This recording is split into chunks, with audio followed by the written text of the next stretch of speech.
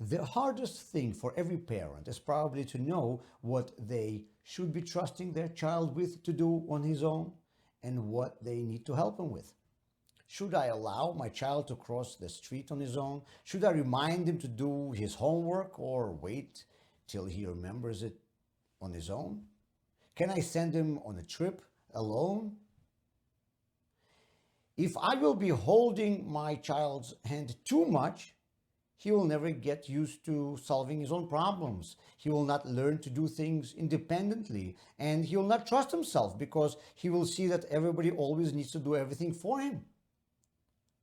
On the other hand, if I will leave my son or daughter alone battling the problems that are too big for them, they'll give up. They will also not learn how to solve any problems, and this time it is because they just will not have experience solving problems. And again, they will not trust themselves. But this time, because their own experiences will prove that they are not capable of anything. This dilemma is also not only about children.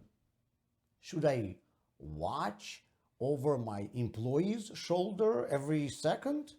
Do I come to rescue my friends who get in trouble over and over again?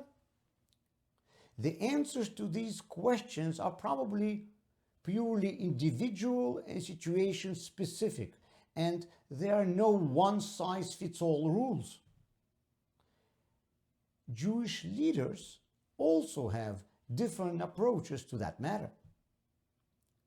In Hasidic tradition, a Rebbe is not only a teacher, but he is also a mentor, a source of inspiration and support for his followers. Therefore, in many movements, maintaining a close contact with their Rebbe is a must. When the Lubavitcher Rebbe assumed the mantle of leadership, he first of all reminded his followers that in Chabad, unlike many other groups, a Rebbe is not expected to do spiritual work for you. Hasidic teachings require a lot of self-development, but we need to do it ourselves. The Lubavitcher Rebbes always influenced their followers mainly through teaching rather than through emotions.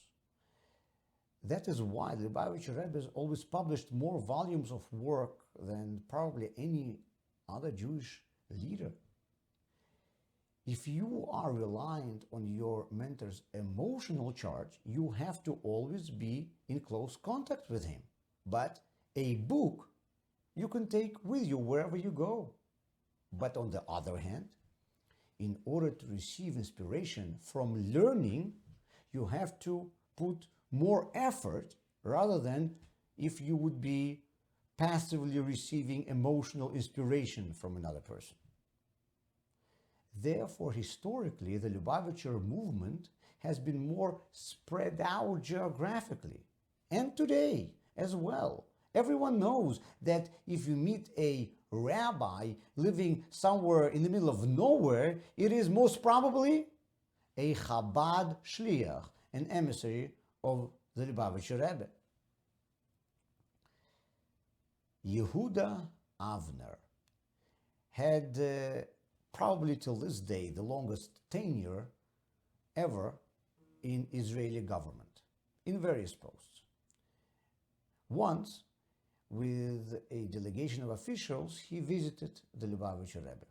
During their conversation, he asked the Rebbe, what is your job as a Rebbe?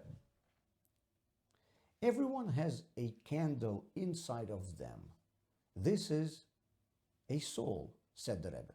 My job is to light these candles.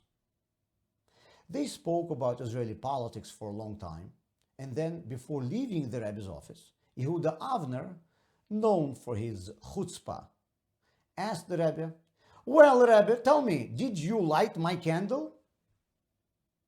No, answered the Rebbe, but I gave you a match.